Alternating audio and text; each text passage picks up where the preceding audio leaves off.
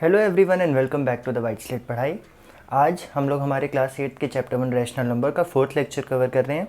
इसके पहले हम लोगों ने 3 लेक्चर कर चुके हैं। अगर आपने वो लेक्चर्स नहीं देखे हैं तो पहले आप वो वाले लेक्चर्स देख लीजिए, उसके बाद ही आपको यहाँ पर कुछ समझ आएगा।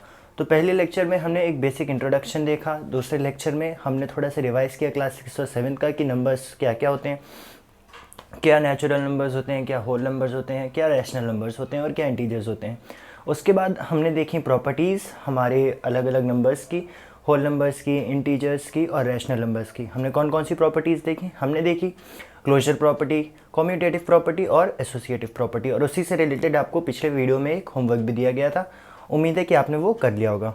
तो अब आगे आज की वीडियो हम लोग आपकी एनसीईआरटी में दिए हुए कुछ एग्जाम्पल्स से स्टार्ट करेंगे और उनसे कुछ चीज़ें, कुछ कॉन्सेप्ट सीखेंगे और उसके बाद हम लोग देखते हैं आगे और क्या आता है। तो सबसे पहले मेरे पास ये बुक है, यहाँ पर मैं सॉल्व्ड एग्जाम्पल 1 लिख देता हूँ जो आपकी बुक में गिवन है।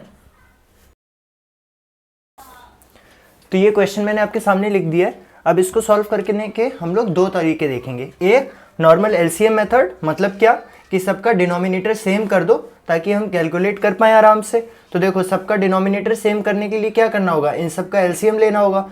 पर जैसे कि आप देख सकते हो 7, 11, 21 और 22, इन सबका एलसीएम जो आ रहा है वो 462 आ रहा है। तो इसको कैलकुलेट करने में आपका बहुत सारा टाइम होगा, बहुत ज़्यादा टाइम लगेगा।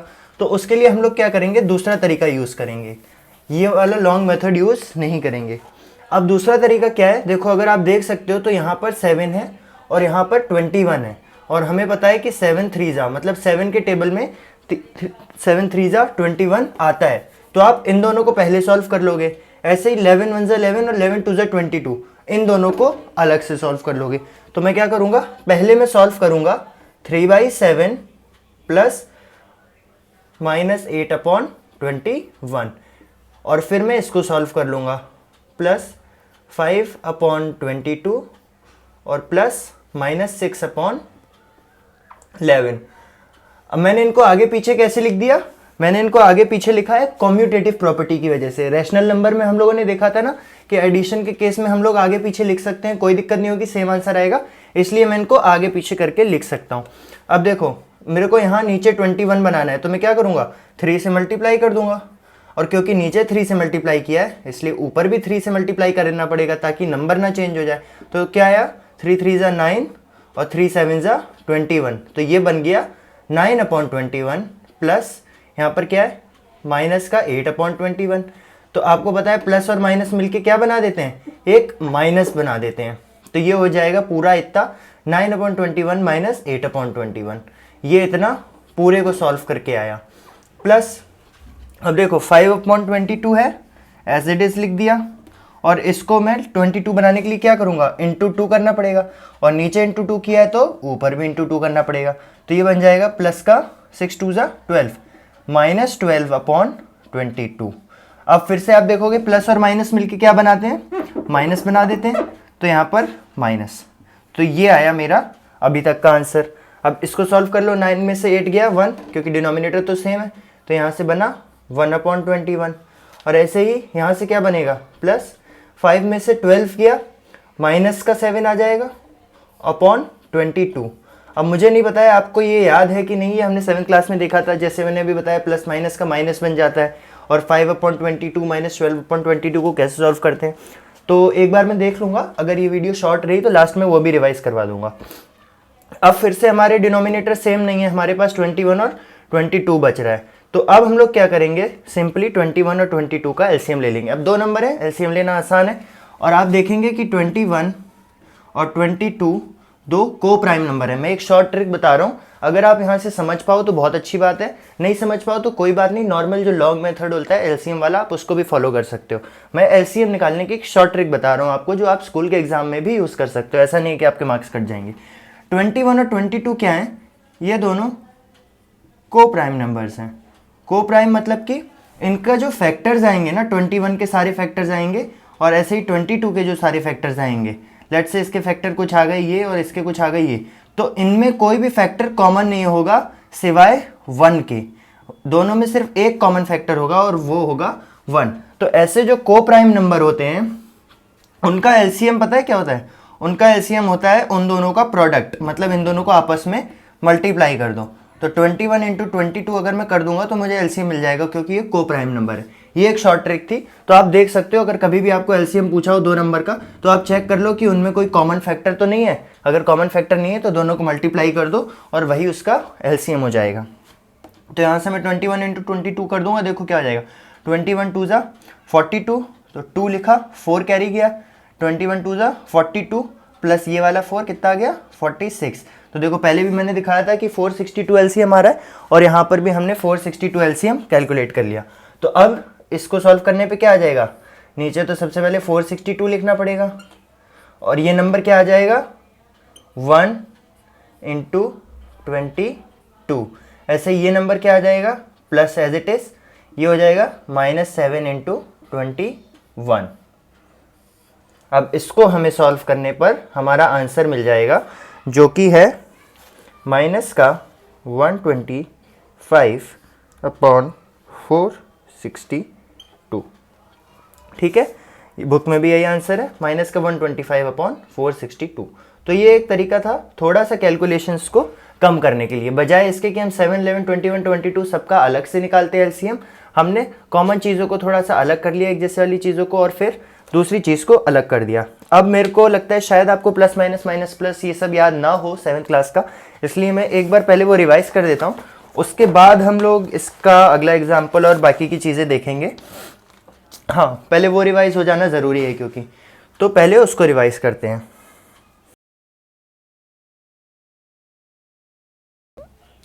तो देखिए यहाँ पर मैंने कैटेगरी कर दी है, एडिशन और सब्ट्रैक्शन में क्या होता है, कैसे हम लोग क्या करते हैं, और मल्टीप्लिकेशन डिवीजन में क्या करते हैं।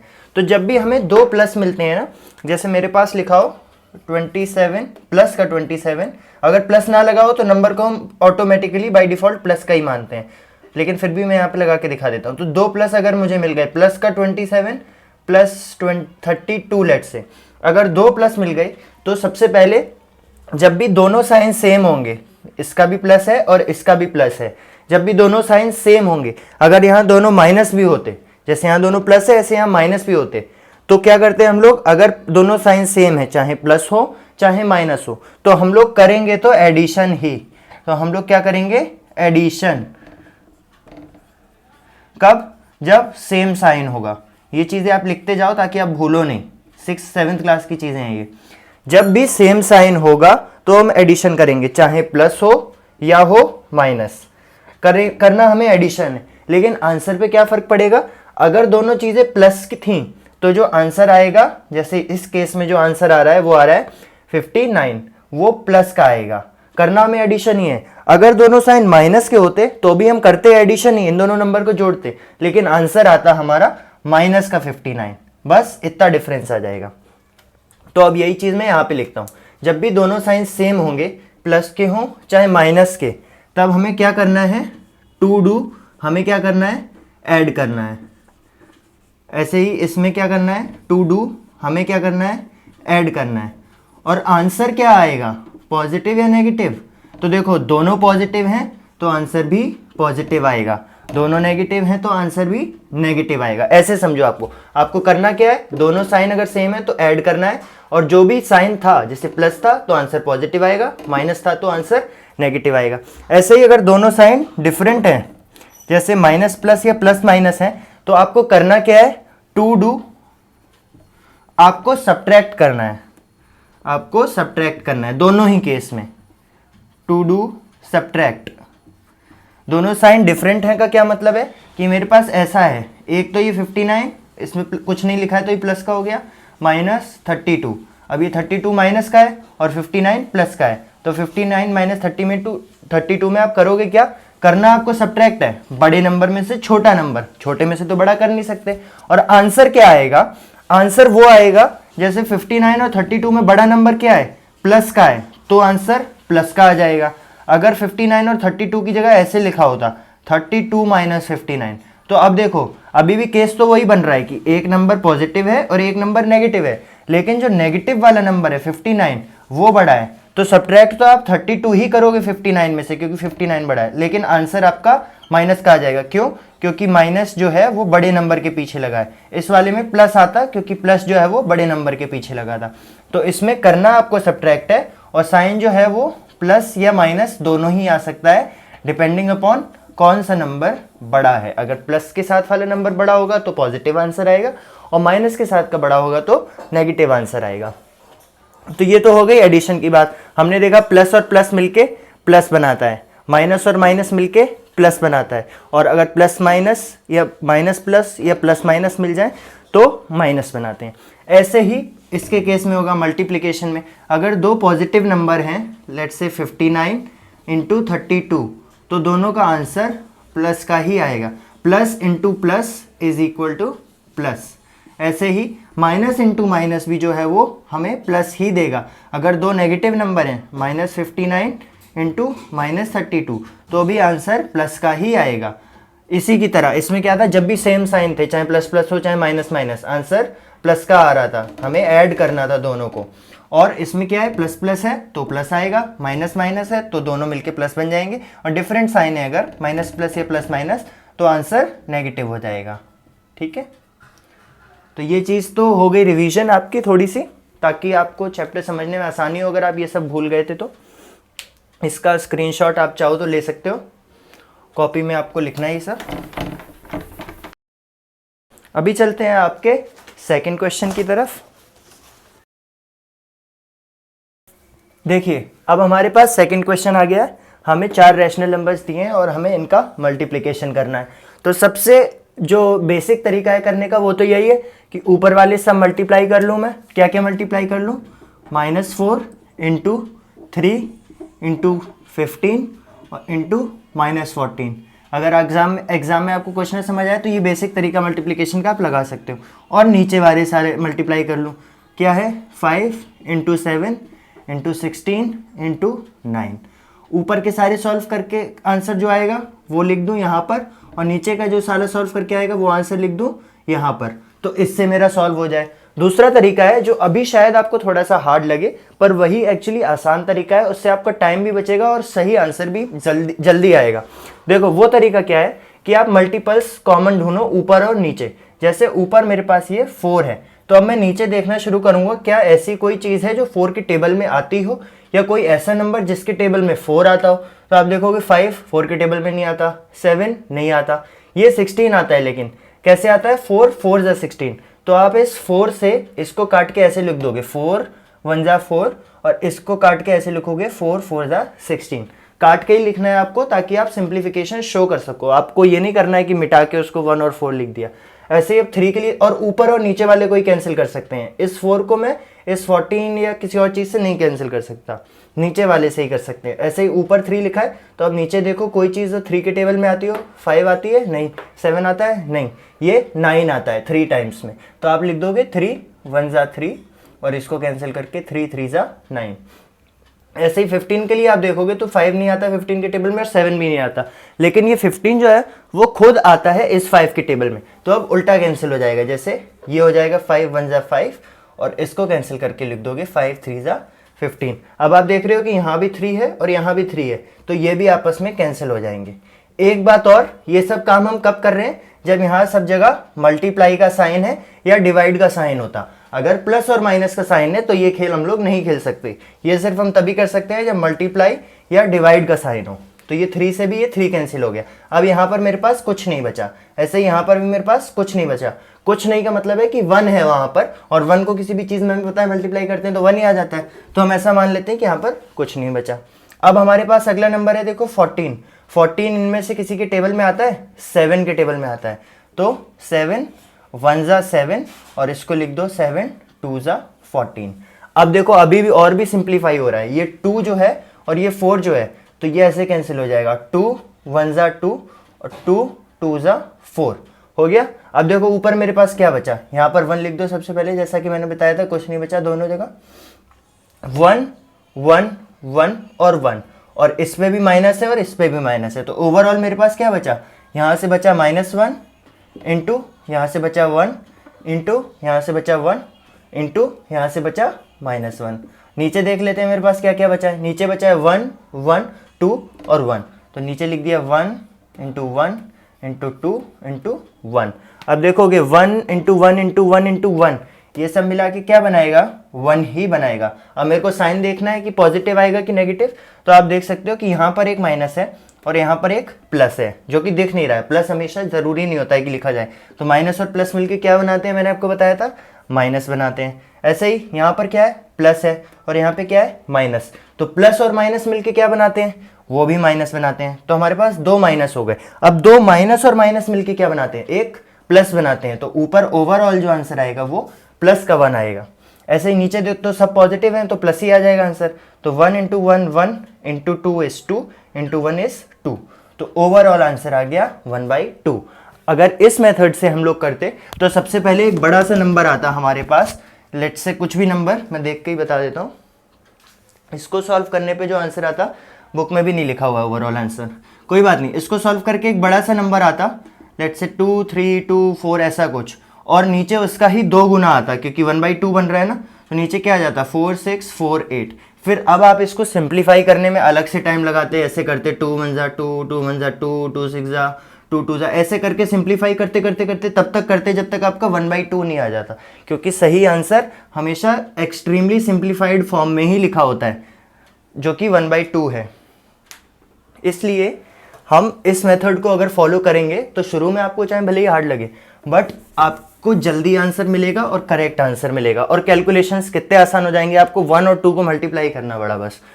तो इस चीज़ की प्रैक्टिस के लिए मैं आपको कुछ क्वेश्चन देता हूँ और आपको उसके आंसर कमेंट्स में बताने हैं। बहुत आराम से आपको ढूंढ के सॉल्व करना है, और अगर आपसे एक चीज़ रह भी जाए ना, एक आध कोई चीज़, जैसे लास्ट में 2 और 4 आपसे रह जाती, तो कोई दिक्कत नहीं है, ओवरऑल आंसर में क्या आ जाता, 2/4 आ जाता। अब इसको आप सिंप्लीफाई कर सकते हो बाद में भी, ऐसा नहीं है कि अगर आपसे एक आध चीज़ें छूट जाएं तो आपके मार्क्स कट जाएंगे, आप बाद में भी सिंप्लीफाई कर सकते हो उसको। जितनी चीज़ें ऊपर दिख जाएं उनको वहाँ पे सिंप्लीफाई कर लो, बाकी नीचे सिंप्लीफाई कर लो। तो अब 1-2 क्वेश्चन मैं अलग से देता हूँ आपको, जो आप कर सको अपनी प्रैक्टिस के लिए। और ये जितने ज़्यादा क्वेश्चन आप इस टाइप के लगाओगे उतनी ज़्यादा आपकी कैलकुलेशंस भी अच्छी होंगी, और इस तरह के क्वेश्चन ऑब्वियसली आप सॉल्व कर ही पाओगे। तो अब मैं आपको दे रहा हूँ 2 क्वेश्चन दे रहा हूँ होमवर्क के लिए। आपको ये कैलकुलेट करना है, और कैसे कैलकुलेट करना है, सिंप्लीफाई करके। कुछ ना कुछ ज़रूर कट रहा होगा कहीं ना कहीं से, सीधा मल्टीप्लाई करके मत कैलकुलेट करना। और दूसरा क्वेश्चन है ये क्वेश्चन आपको सॉल्व करने हैं और कमेंट्स में आंसर बताना है इनका। इसमें भी माइनस लगा देता हूँ 1। चलो अब ये दोनों आपको सॉल्व करने हैं, कमेंट्स में आंसर बताना है। जल्दी से नोट डाउन कर लीजिए अपनी स्क्रीन पॉज करके। चलिए अगला जो टॉपिक है आपकी बुक के अकॉर्डिंग, वो है 0 और 1 की कहानी। तो 0 और 1 की कहानी ऐसी है कि आपने देखा होगा कि जब भी मैं किसी भी नंबर में, चाहे वो कोई सा भी नंबर हो, नेचुरल नंबर हो, होल नंबर हो, इंटीजर हो, या कुछ भी हो, रैशनल नंबर हो, जब भी मैं किसी भी चीज़ में 0 ऐड करता हूँ तो क्या आंसर आता है, आंसर वही नंबर आ जाता है जिस भी चीज़ में मैं 0 ऐड कर रहा हूँ। मतलब 0 की कुछ बात ऐसी है कि वो किसी के भी साथ मिल जाए। कोई भी नंबर है मेरा, मान लो ए एक नंबर है ऐसा मान लो, कोई भी किसी भी तरह का integer, rational number, whole number, कुछ भी, ए एक नंबर है, उसमें अगर मैं 0 जोड़ूंगा तो आंसर क्या आ जाएगा, हमेशा ए आएगा। तो इस चीज़ को एक और अच्छी डेफिनेशन देने के लिए, एक नाम देने के लिए हमने कहा कि 0 जो है ना वो एडिटिव आइडेंटिटी है। 0 क्या है, एडिटिव आइडेंटिटी। एडिटिव आइडेंटिटी का मतलब है, एडिटिव आइडेंटिटी का मतलब है कि जो भी नंबर था उसमें अगर मैं 0 जोड़ दूं तो वापस वही नंबर आता है। मतलब वो अपनी आइडेंटिटी, अपनी पहचान नहीं खोता है। 0 से मिलने के बाद वो वैसा ही रहा जैसे वो पहले था। ए का देखो क्या हो गया, ए ही आया, उसने अपनी आइडेंटिटी नहीं खोई। कब नहीं खोई, जब हम एडिशन कर रहे थे। तो एडिटिव आइडेंटिटी हम लोग बोलते हैं 0 को। इसी को एडिटिव आइडेंटिटी के साथ एक और नाम दिया जाता है जो है एडिटिव इनवर्स। अब आप में से कुछ जिज्ञासु जो बच्चे हैं उनके मन में सवाल आ रहा होगा कि सिर्फ प्लस क्यों, अगर मैं माइनस भी लिखूं a-0, जहां a कोई भी नंबर है, तो भी वो अपनी आइडेंटिटी नहीं खोएगा, वो तब भी उसकी आइडेंटिटी हमेशा बनी रहेगी। तो आप देखो बिल्कुल सही हो इस केस में कि नेगेटिव के केस में भी वो ए ही रहेगा। तो क्या जैसे एडिटिव आइडेंटिटी है ऐसे कोई सब्ट्रैक्टिव आइडेंटिटी भी है? तो देखो आपकी बात तो बिल्कुल सही है, सब्ट्रैक्टिव आइडेंटिटी होनी चाहिए, लेकिन कभी भी नाम हमेशा एडिटिव आइडेंटिटी ही दिया गया दोनों चीज़ों के लिए कहीं ना कहीं, चाहे वो प्लस हो या माइनस हो, इन दोनों को हमेशा एक साथ ही देखा जाता है कि हम लोग सेम सा ऑपरेशन कर रहे हैं, या तो जोड़ रहे हैं या घटा रहे हैं। इसलिए हम लोग कभी भी सब्ट्रैक्टिव आइडेंटिटी नाम नहीं देते। आपकी बात बिल्कुल सही है कि आइडेंटिटी सब्ट्रैक्शन पे भी बनी रहेगी, लेकिन वो हमने कभी भी किसी किताब में उसको अलग से लिखा नहीं सब्ट्रैक्टिव आइडेंटिटी करके। इसलिए आपको सिर्फ एडिटिव इनवर्स या फिर एडिटिव आइडेंटिटी ही याद रखनी है। और एडिटिव इनवर्स या एडिटिव आइडेंटिटी क्या होती है? जीरो किसी भी नंबर की। ऐसे ही तो ये तो हो गई जीरो की कहानी। अब एक चीज और यहाँ पर आपको क्या करना है इस चीज को याद रखने के लिए, क्योंकि इसके ऊपर अच्छे खासे क्वेश्चन बनते हैं, तो आपको एडिटिव इनवर्स या फिर एडिटिव आइडेंटिटी को मैंने बड़े प्यार से हिंदी में समझाया। आपको इसकी एक डेफिनेशन, प्रॉपर डेफिनेशन जो होती है वो लिखनी है इंग्लिश में, जो आप एग्जाम में लिखेंगे अपने। अगर आप नहीं भी लिख पाते हैं तो और अच्छा तरीका क्या है इसको समझने का, जिससे आप बाद में भी रिवाइज करोगे तो आपको याद रहेगा। तो आपको जो भी समझ आया है मेरे समझाने से उसको अपने शब्दों में, हिंदी में, इंग्लिश में, संस्कृत, जिस भी लैंग्वेज में लिखना चाहो, आप पहले ऐसे हेडिंग डालो, एडिटिव आइडेंटिटी या फिर एडिटिव इनवर्स, दोनों चीज़ें लिखो ताकि आपको दोनों नाम याद रहें। उसके बाद वो चीज़ लिखो जो आपको समझ आई है और जिस भी भाषा में समझ आई है वो। उसके बाद आप गूगल पे सर्च करो, जैसे आप यूट्यूब पे वीडियो देख रहे हो ऐसे आप गूगल पे सर्च भी कर सकते हो, व्हाट इज एडिटिव इनवर्स या फिर एडिटिव आइडेंटिटी, दोनों में से कोई भी एक चीज़ सर्च कर लो। वहाँ पर आपको एक प्रॉपर डेफिनेशन मिल जाएगी। वो डेफिनेशन आप अपने इस लिखे हुए के नीचे लिखो अलग से। अब इससे होगा क्या, जब आप एग्जाम के टाइम दोबारा अपने नोट्स रिवाइज करोगे तो आप जब एडिटिव इनवर्स के टॉपिक पे आओगे तो सबसे पहले वो चीज़ लिखी हुई है जो आपने खुद लिखी है, जो आपको समझ आई थी, तो वो दोबारा आपको देख के समझ आ जाएगी और आपने आसान भाषा में भी लिखी है, और उसके ही नीचे आपको वो डेफिनेशन भी मिल जाएगी जो आपको एग्जाम में लिखनी है। तो आपको चीज़ समझ भी आ जाएगी और आप अगर नहीं भी लिखने में अच्छे हो तो अच्छे से लिख भी पाओगे, क्योंकि ऊपर ही आपने उसको अच्छे से समझ भी लिया है रिवीजन के टाइम। ठीक है, बाकी देखो अगले लेक्चर में मैं इसकी डेफिनेशन ज़रूर लिखूंगा। अभी मैं सिर्फ इसीलिए नहीं लिख रहा हूँ ताकि आप खुद से ये मेहनत करो। जब आप खुद से मेहनत करते हो तो आपको याद रहती हैं चीज़ें। तो ये हो गई एडिटिव आइडेंटिटी और एडिटिव इनवर्स की बात, जो कि होती है जीरो। किन नंबर्स के लिए? सारे नंबर्स के लिए, चाहे वो नेचुरल नंबर्स हो, whole numbers, integers, rational, irrational, सारे नंबर।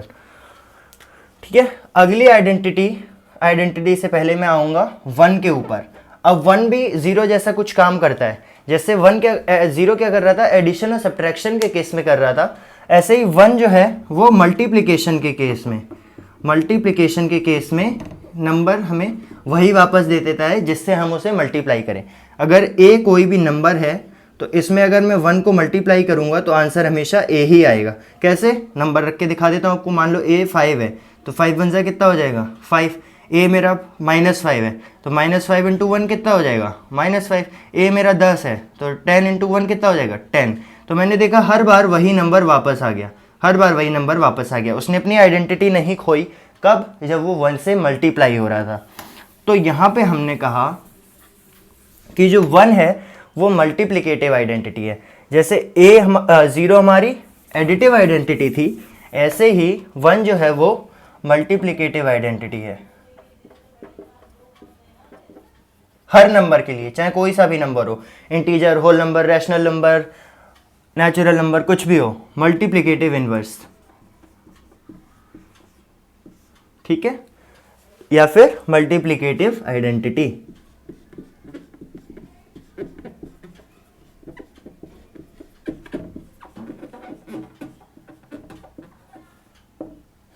क्या है? 1। ठीक है, तो इस वीडियो को शॉर्ट रखते हुए हम लोग बस आज इतना ही करेंगे। हमने कुछ फिर से दोबारा कॉन्सेप्ट रिवाइज किए 6-7 क्लास के, जैसे प्लस माइनस, माइनस प्लस, इस तरह के कॉन्सेप्ट्स, और हमने देखी एडिटिव आइडेंटिटी, मल्टीप्लिकेटिव आइडेंटिटी, और सॉल्व किए 2 क्वेश्चन। तो इस वीडियो में और तो कुछ करने की ज़रूरत नहीं है। अगली वीडियो में हम लोग इसी से रिलेटेड, एडिटिव इनवर्स और मल्टीप्लिकेटिव इनवर्स से रिलेटेड कुछ क्वेश्चंस गिवन हैं आपकी बुक में, वो क्वेश्चन करेंगे। और हम लोग उसके बाद एक्सरसाइज आ जाती है, फर्स्ट एक्सरसाइज। हाँ, तो अगले में हम लोग क्वेश्चंस करेंगे इन्हीं सब टॉपिक से रिलेटेड, और फिर एक्सरसाइज 1 पे आ जाएंगे। हमारा चैप्टर ऑलमोस्ट खत्म होने वाला है, ये हमारी चौथी लेक्चर है। तो 6th या फिर 7th लेक्चर में आपका ये चैप्टर ख़त्म हो जाएगा। तो इस वीडियो में अगर आपको कुछ भी नहीं समझ आया हो तो फील फ्री टू कमेंट, और बाकी आपको जो होमवर्क दिया है वो तो आपको कमेंट्स में लिखना ही है। और वीडियो अच्छी लगी हो तो like and share the channel and this video. Thank you.